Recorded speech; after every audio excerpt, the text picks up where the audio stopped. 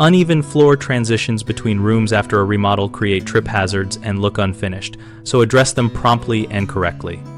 Start by assessing the exact height difference and the substrates involved, measuring at multiple points across the transition to determine if the issue is localized or continuous. For small differences under 1/4 of an inch, use a thin profile transition strip or floor leveler tape under a threshold to disguise the change without removing flooring. For larger gaps up to 3/4 of an inch, install a reducer molding that slopes from the higher floor to the lower floor. Cut the molding to length and scribe it to fit tight against trim and flooring. Then glue and nail it using finishing nails set below the surface and filled.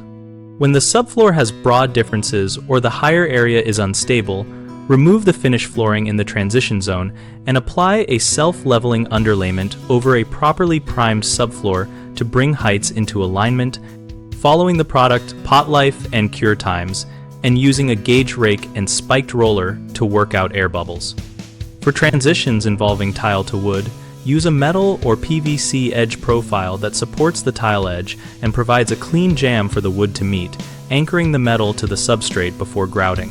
Always check expansion and movement requirements for each floor type and leave the recommended gap at fixed walls, covering gaps with the profile or flexible caulk where appropriate.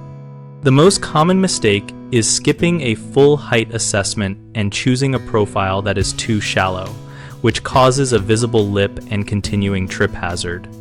Measure thoroughly and pick a strip or underlayment thickness that eliminates the lip. Another frequent issue is ignoring differing movement characteristics between materials, leading to buckling or gaps. Allow proper expansion clearance and use transition systems designed to permit movement or flexible sealants at the edge. A third problem is poor adhesion or mechanical fastening, causing molding to lift or squeak.